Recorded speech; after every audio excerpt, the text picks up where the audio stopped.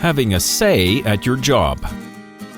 Why workers' voice builds better workplaces, a better economy, and better lives.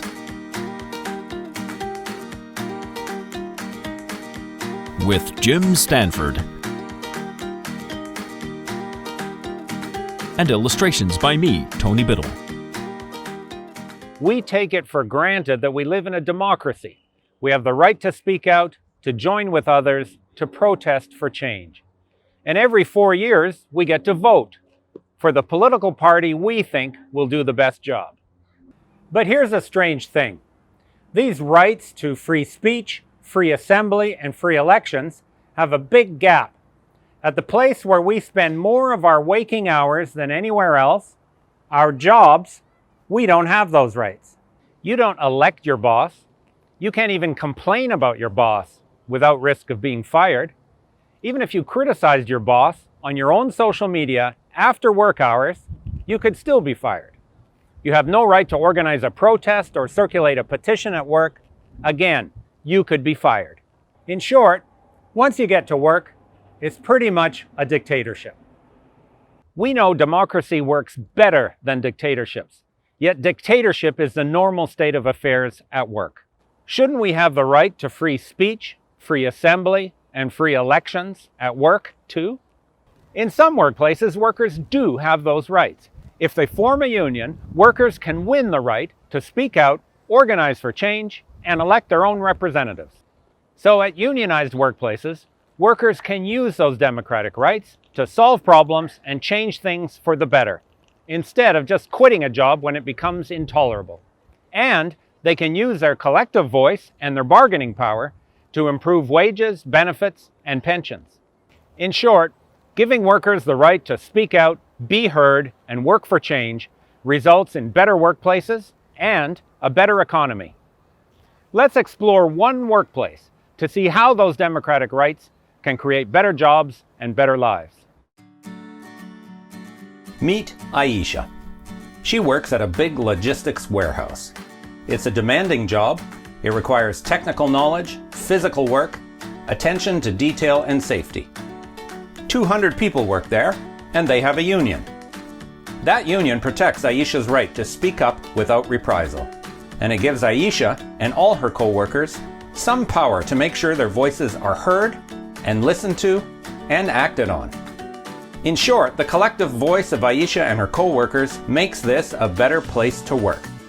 Come and see the ways Aisha has meaningful input and control over her job, thanks to the protected collective voice which comes with a well-organized union workplace.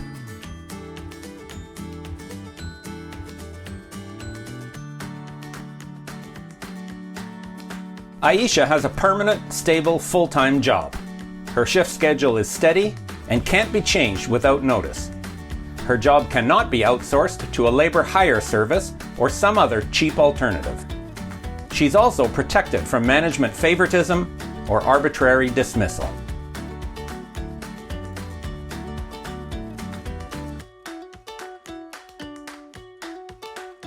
Aisha has an ergonomic workstation planned for safety and position. The pace of her job is not dictated by the boss or by an algorithm.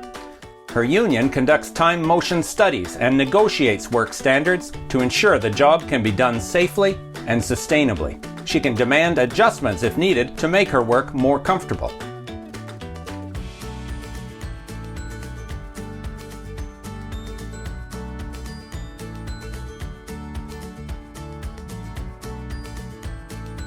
Technology is changing fast in Aisha's industry.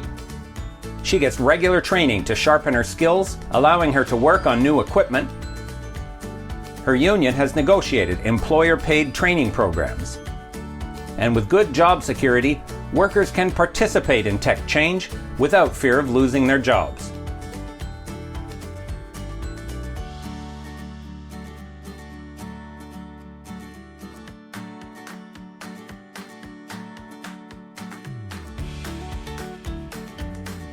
Aisha gets a 20-minute break every morning and every afternoon, and a half-hour paid lunch. She can signal at other times if she needs to leave her station. These breaks are guaranteed. She doesn't have to ask for them. The same goes for her paid holidays and annual vacations.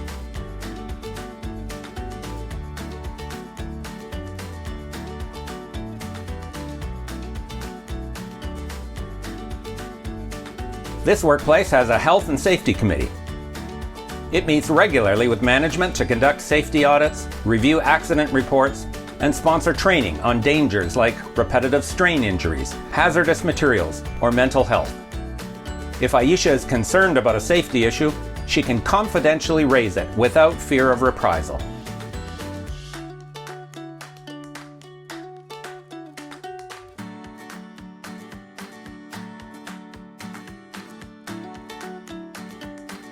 If Aisha has a concern at work or is questioned by management, Aisha is entitled to representation. She can be accompanied by a trained union rep for any concern, whether raised by her or by the boss. Representation makes sure the rules are applied fairly, and Aisha knows, if necessary, she'll be supported by the collective power of the whole workforce.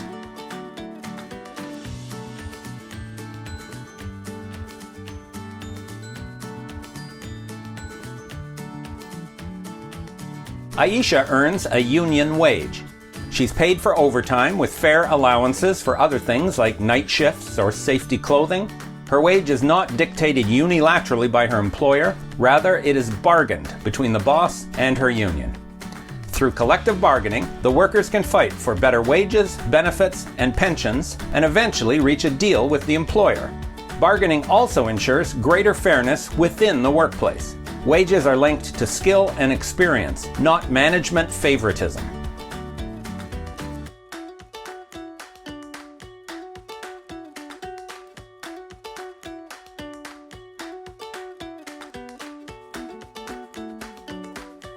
More than half the workers at Aisha's warehouse are men, but women get access to negotiated programs and supports to improve their chances for promotion and training. They're paid equally to men in any job. They can get support in cases of gender harassment or discrimination.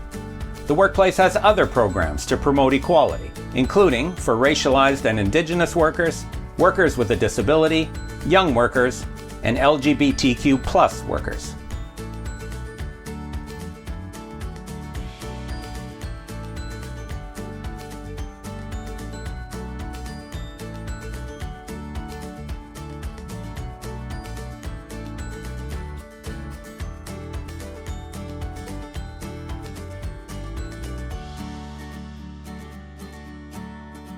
Aisha's union was formed after getting support from a majority of workers there. The union combines and amplifies workers' voices, giving them collective influence over the terms and conditions of their jobs. Aisha also has a voice within her union. She and other members vote on collective bargaining proposals, elect their leaders and workplace reps, and participate in union events, conferences, and campaigns.